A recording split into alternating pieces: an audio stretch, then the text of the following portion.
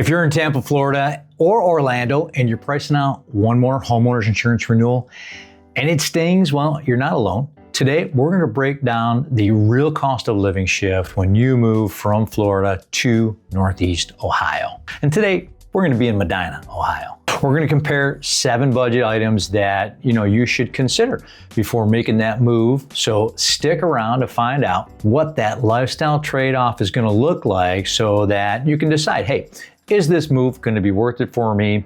Or maybe just it's going to be a factor of you just being prepared because this is going to be your only option to get back close to family or a job. Hi, my name is Joe Latanzio, and I'm a local real estate agent here in Northeast Ohio. And if this is your first time to the channel, then make sure that you subscribe below and tap that bell for notifications and be the first to know what's going on with the current market conditions here in Northeast Ohio within the different cities and the surrounding areas. My team and I, we get calls every day from people just like you, especially people looking to make their move from Florida to Ohio. So whether you're moving in 9 days or 9 months, just give us a call, shoot us a text, or send us an email. Better yet, make sure you schedule that Zoom call. All the info is in the description below. We'd be happy to help you make that smooth move in any of these cities here in Northeast Ohio.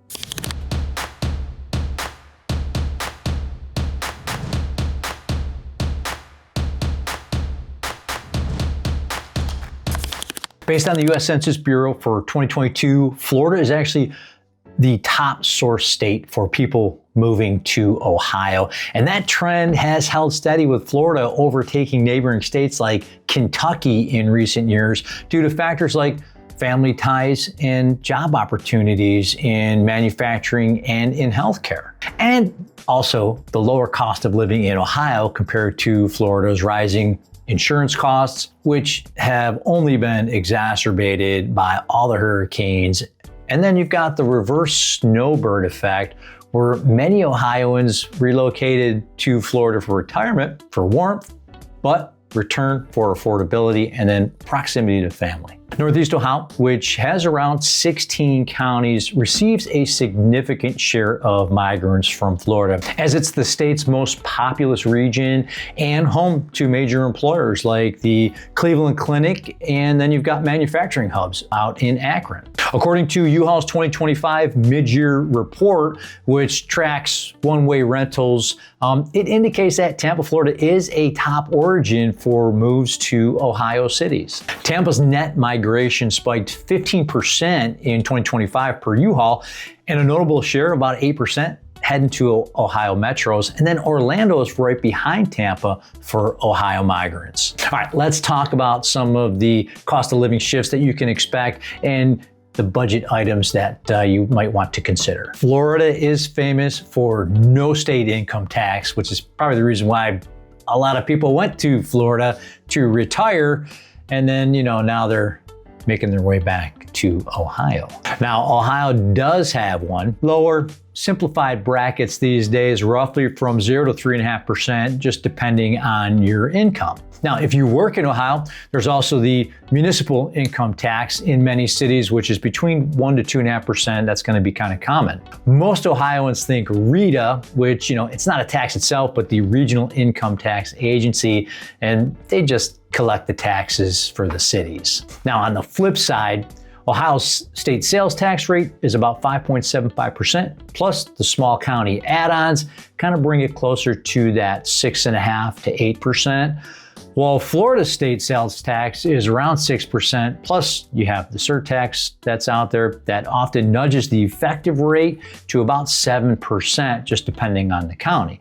So when it comes down to your paycheck, you can expect some state or municipal income tax, for Ohio versus you didn't have any in Florida.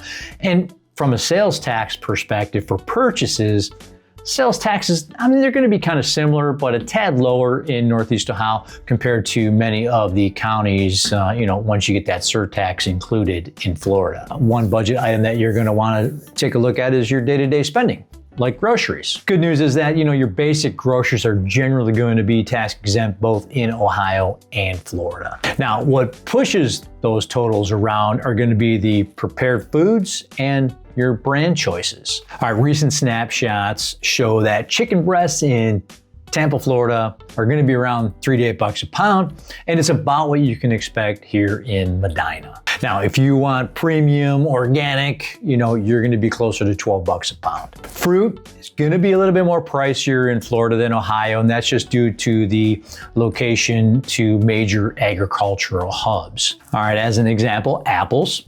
They're going to be about mid-2s to $6 per pound in Florida. And you can get 2-3 pound bags of like Gala apples, 2 for $5 here in Ohio. So you're going to be, as low as $1.70 a pound. In Ohio, has bananas often under $1, so 29 cents to 49 cents a pound. And if you want organic, you're looking at probably closer to 80 cents a pound. Now, my Florida friends tell me that Publix BOGO is going to be your best friend in Florida.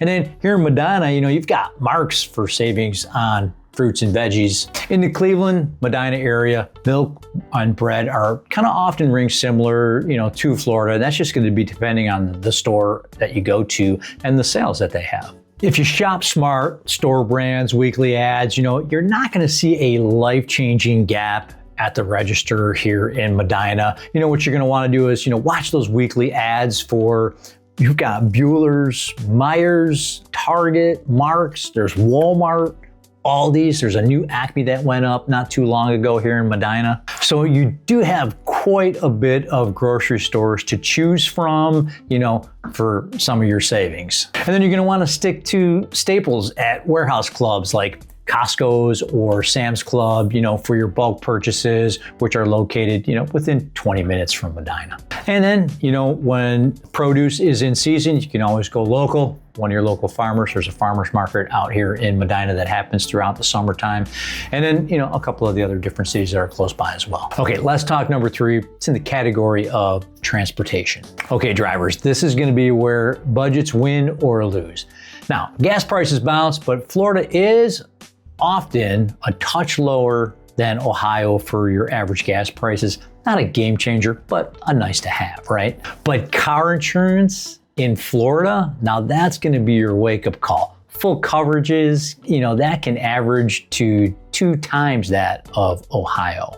That warm weather comes with higher claims environments. You got storms, dense traffic in certain metros. Ohio is consistently one of the least expensive states for auto insurance. According to Bankrate averages, Florida's average full coverage is around $3,000 a year, and Ohio is in the low 1400s. Florida driving can include tolls, especially around Orlando and parts of Tampa Bay. So a short hop across 1 to 2 gantries, usually 50 cents to $1.50.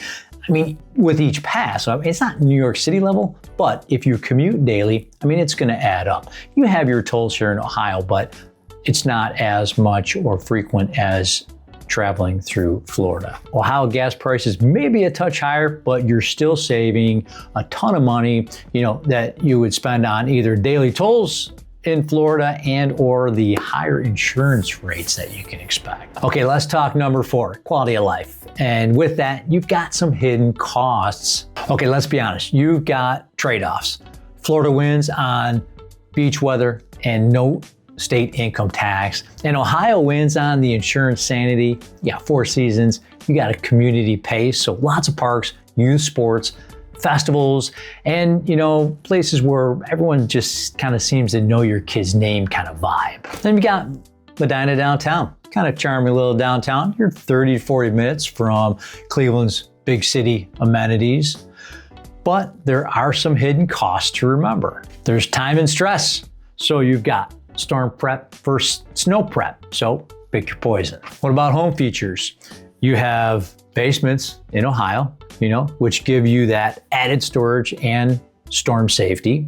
And Florida, basements are not common, so you either live simple or you pay for a bigger house to hold all your stuff. And HOA pools equals maintenance assessments forever. And then there's travel. You might feel the need to budget for winter getaways, back to the sun. Living here in Ohio, you can call it like your sanity line item. I think that should be tax deductible. What do you think? Give me some comments. All right, number 5, we're gonna talk housing, specifically monthly payment risk. Medina has been steady but competitive. Recent averages put Medina trending at an average list price of around $410,000.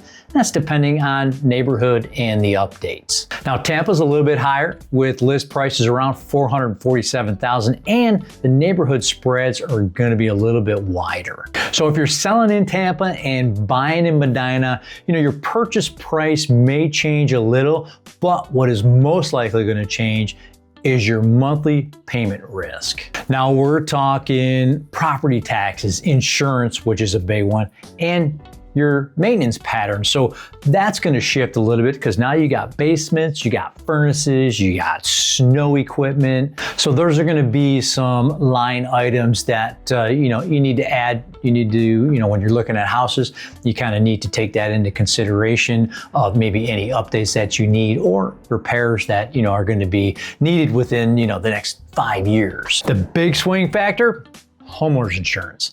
This is where many Floridians feel the biggest win when moving back to Ohio. Florida homeowners insurance has been a wild ride. I mean, even with policies going back to private carriers, overall premiums in Florida remain among the highest in the country. And I have heard of some homeowners even going without coverage because of that cost. In Ohio, average premiums are typically well below the national average. I mean, Florida, you can have somewhere between $25,000 to $6,000 a year for coverage, whereas in Ohio, you're probably around $900 to $1,200, and that's just going to depend on the type of policy that you have. I mean, that alone, could change your monthly budget to a positive number. Utilities. In Florida, your AC runs much of the year. In Ohio, your furnace takes center stage for 4 to 5 months. Annual totals kind of often even out, but the seasonal cash flow flips. So higher summer bills in Florida versus, higher winter bills in Ohio. Natural gas is common here in Ohio and could possibly be cost effective in the wintertime to electric. As far as water and sewer, Medina is not extreme either way, about $106 to $120 per month. It just depends on your family size. Budget sensibly and you'll be fine. Internet and mobile plans, priced similarly between the markets. You can expect to get like 500 gigs of fiber internet connection for $50, $100 a month, just depending on the plan and the internet service provider. So not too much of a big change there, but a little bit of a shift. Florida's draw, no state income tax, and sunshine, of course. Medina's strength, community affordability, and steady day-to-day costs. The headline I think most folks miss, Florida's insurance, tolls, and sometimes higher dining totals can nibble away at that tax win. Make sure you check out our Medina videos and the different neighborhoods that we've covered so far on the channel. Thanks for hanging out and watching. And if you thought this video was helpful, please give us a thumbs up. And we always want to hear your feedback too. So drop some comments below about your experience in Florida and maybe give us some other things that people should think about before they make their move to Ohio. That's going to help everyone watching the channel. So whether you're moving in 9 days or 9 months, please give us a call, shoot us a text, send us an email, and as always, schedule that Zoom call. We'd be happy to help you out in any way possible. So until next time, we hope to see you around town.